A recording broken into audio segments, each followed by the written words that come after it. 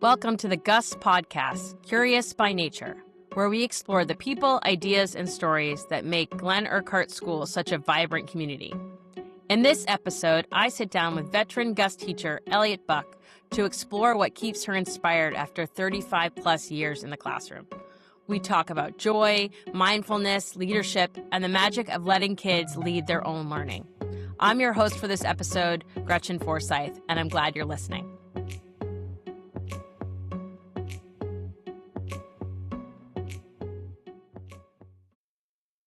I'm here with Elliott Buck, one of our second grade teachers who has been teaching for, a very long time. More than 35 years. And so we're going to talk a little bit about, how she still finds joy in the work, how the start of a school year feels to her, and, why she keeps coming back year after year.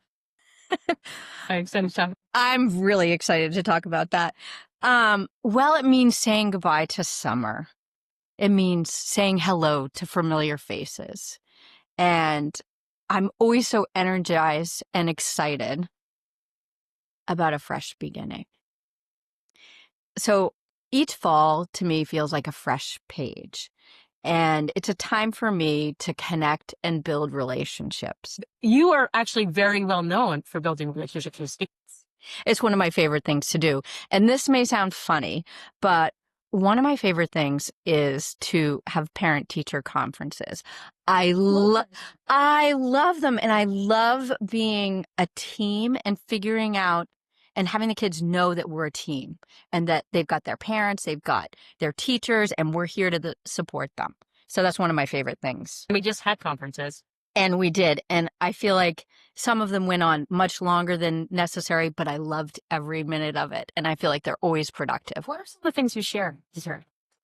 We share how a student's feeling. We interview the kids before and we say, what do you want us to tell your parents? And most of the kids say, I want them to know that I'm a hard worker. And the kids are so serious and they're so dedicated to their work. I love it so much. Remember my conference with you when my daughter Libby was in, or maybe it was Charlotte. One of them was in second grade. But and you were telling me about how she was doing counting.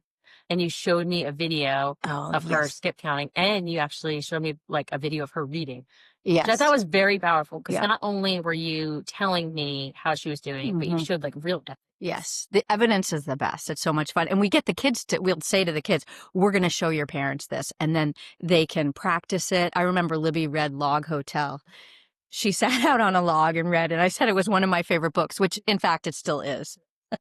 So far this year, is there something that stands out as being like really fun or like needs something special to you? So one of the things about Gus is that we have a nature trail and we're always outside and we're always using that. I would say the first day we went out there, we were practicing mindfulness and we said, nature will come to you when you're quiet. And so we had 19 kids, now 20, who quietly walked through the nature trail as quiet as they could, noticing everything, all the surroundings. And so I feel like that just develops that love for nature right away. You do a lot of mindfulness. I do. Can you tell me just like, where did that start? I feel like yoga and mindfulness come to you when you need it most. And I was going through a tricky time in my life and I started doing yoga and mindfulness. And I thought, this is exactly what kids need early on so that they can have these lifelong skills. And so I thought it helped me and I thought, why not? Teachers and kids grow together. So I just jumped right in. I took mindfulness courses and tried it out with kids and they love it. I love your affirmations. Oh, we do too. What are some of the best affirmations that kids have? Let's see. I am enough. I love that one. I am enough. Possibilities are endless. My voice matters. And one of the kids had said, I said, well, wait, describe affirmations. And they said, it's like giving yourself a pep talk over and over. And you can have a student, except let's say they don't have very much confidence in math. We might say, oh, just use your affirmations. Like, I can do hard things. That's another good one. I can do hard things. And if they repeat it over and over, then they start to believe it. And it's like a miracle. It comes true. So it's all tied together with growth mindset, the power of yet. Like, you might not be able to do something yet, yet, but then they get that. What are like your favorite? I don't know. Well, if you tell me what you want to So talk about. I want to just talk about, so we were learning how to use binoculars this fall. And that's a real craft because you have to figure out the central wheel, the focus. You've got to put the strap around your neck, and adjust the eye cups all at the same time. And so we were learning that. And the goal was figure out how to use the binoculars safely. And then we can go bird watching. And I had a student say to me, they always make you laugh. I mean, that's what brings me so much joy. Um, One kid said, now that my bird spotting skills are approved, can we just go birding now? And so I just love that. It made me chuckle. There's always, every single day, the kids say things that make you think about your teaching. They make you think about yourself. And all in all, we're a team together, learning and growing. Yeah, and the team. The I think team. about conferences too. Like it's definitely includes the families. Oh, for sure. Definitely. So can you talk a little bit more about like growth mindset and like what does that look like in your classroom?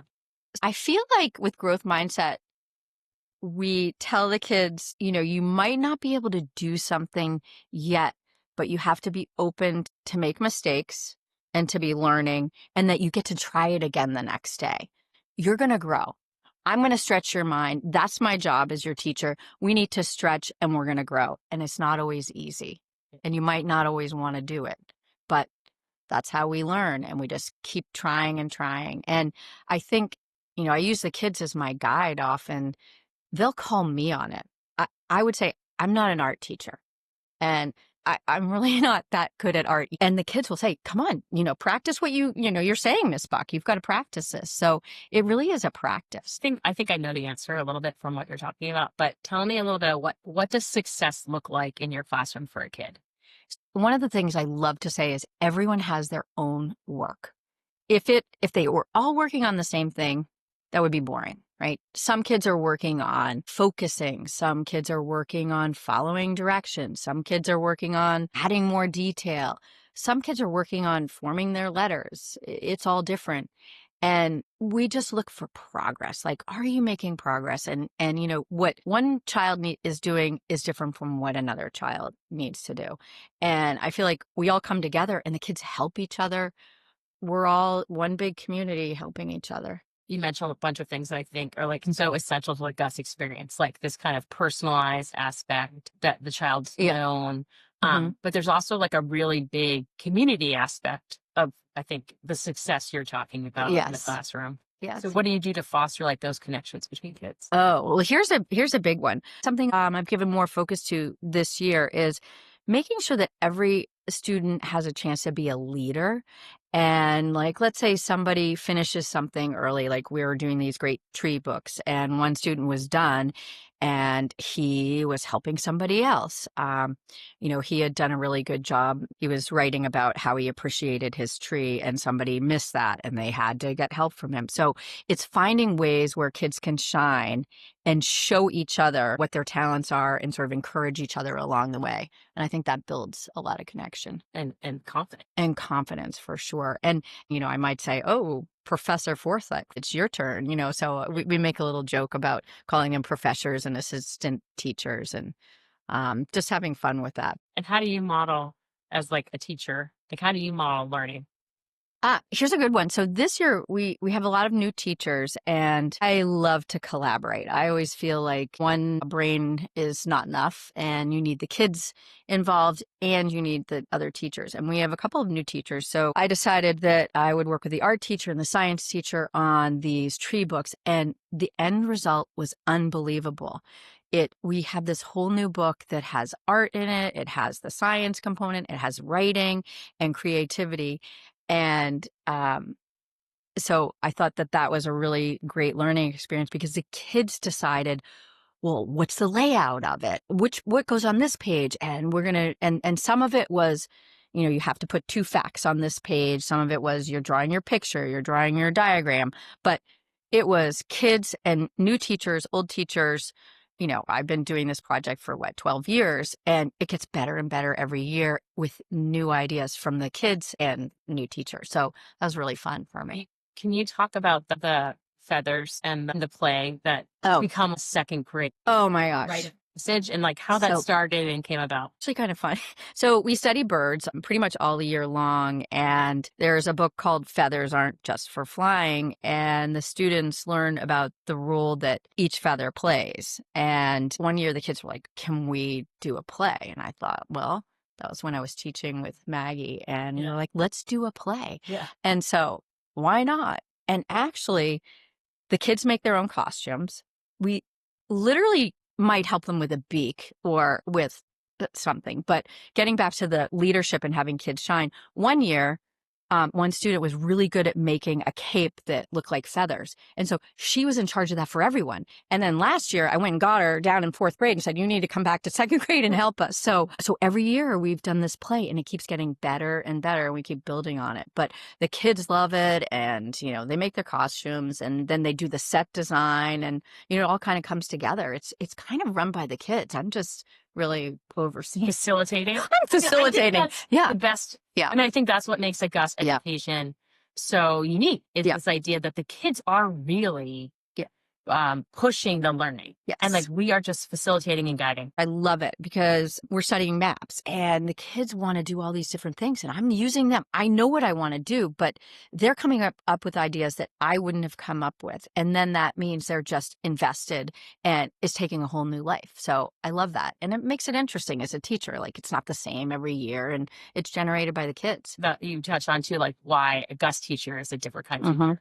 Like you said, why not? So tell me a little bit about like what that feels like to teach in that way, and like what is it about teaching at Gus that keeps you coming back? Well, that is exactly it. I love that I get to do my own thing and really take the kids' interests, and then I can stretch and grow. And it's like my sanctuary. I mean, sometimes I can't believe this is my job, like coming in and being with 20 kids, and we're with the kids longer than their families sometimes. And so, you know, I take that job really seriously. And I think, Gus, you know, it's trust and go forward. I know that you've given me the trust and you trust me, like do what you want to do. Yeah. And that's such a beautiful thing because it's not a, you know, yes, we have a curriculum, but it can go in a different way every year. And that's one of the things I really, truly love. The content is the same. Yeah. What your expectations are for the grade and skill building is the same, but how you get there can be different. And that's what's so exciting because it's different every year. I would be so bored if it was exactly the same every single year. That'd be no fun for anyone. And the kids, I like saying, well, what do you think? Let's figure it out. What do you want to do? And they come up with better ideas than any curriculum program or anybody would, really. Well, and I think that's what we're trying to do here. Like teach them how to think, right? And think for themselves. Definitely. I also love that when you do some things that are the same every year, the kids in front of you change it. Right. So I'm thinking like the Heritage Project. So maybe you can talk a little bit about that. Yes. And then how every year it's like so different. I don't know what we're going to do this. Well, and then also we have new kids and new teachers. So it's going to be great. What do they do for that? It's our Heritage Project, and we pick someone in our family or a close friend, could be a neighbor or someone who's had some experience in life, and the kids interview them. They think of questions that we want to ask them, and every year that's different. And then it used to be just do a portrait and write a piece about it. But now it's turned into advice. Like we have this whole advice section. We have a cookbook. And then each family researches a recipe that their family enjoys. And then they cook it and we celebrate in our greenhouse, which is such a great place to do that.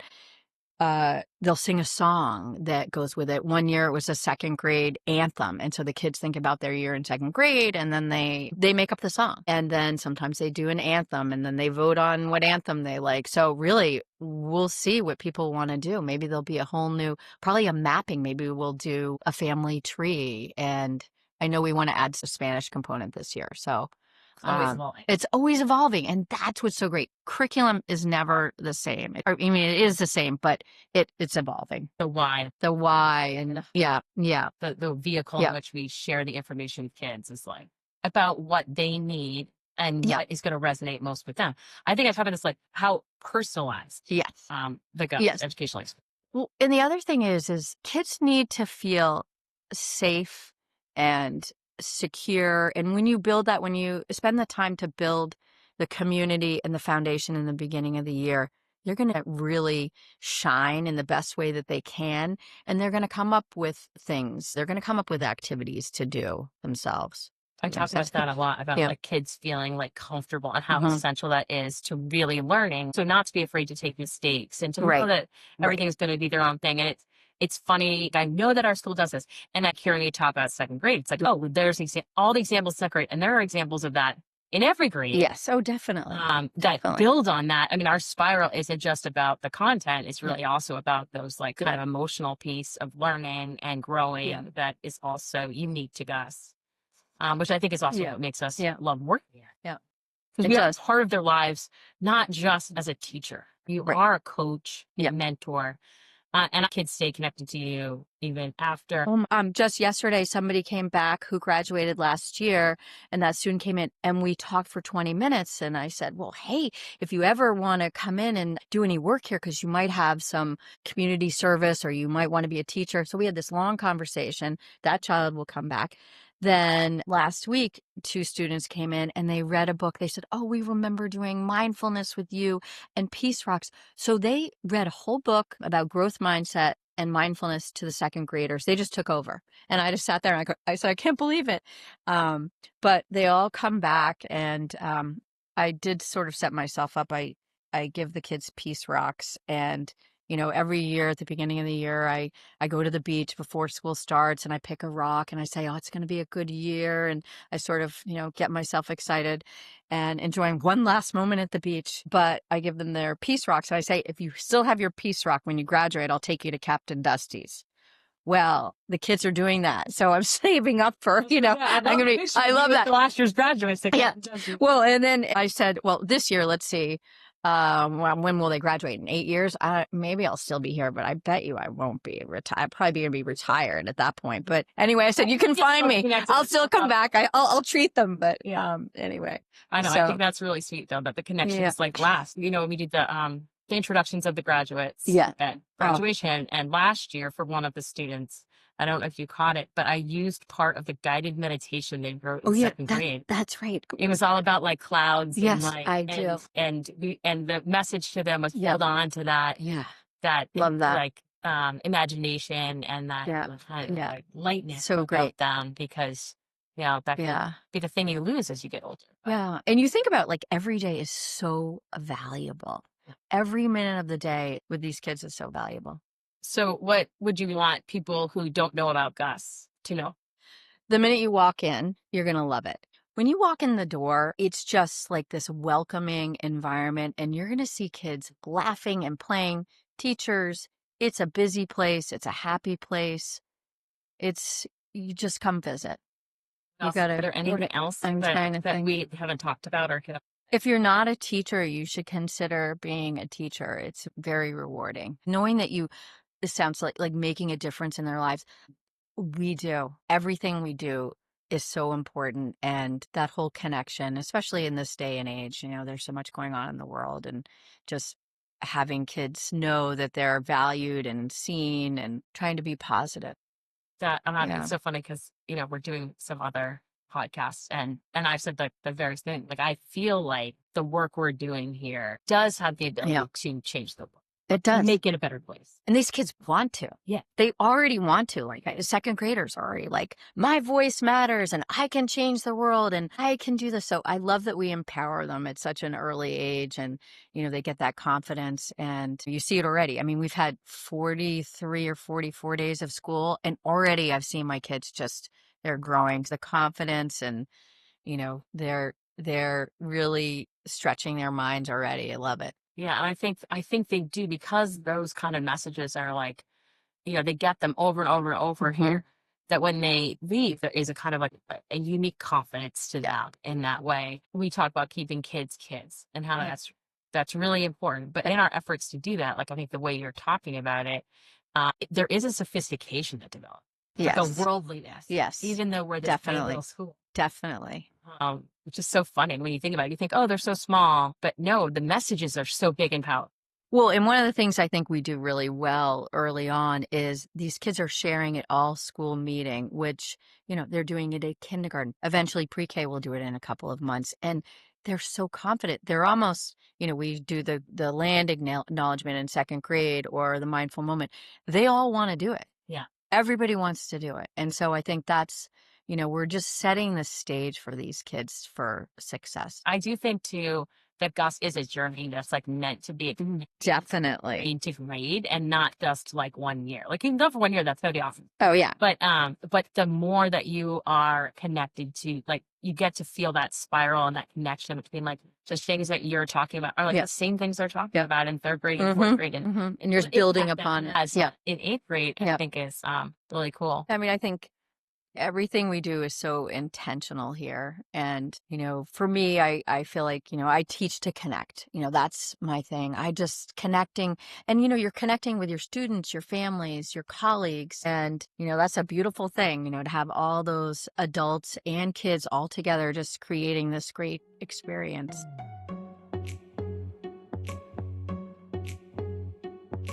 Thanks for listening to the Gus Podcast, Curious by Nature.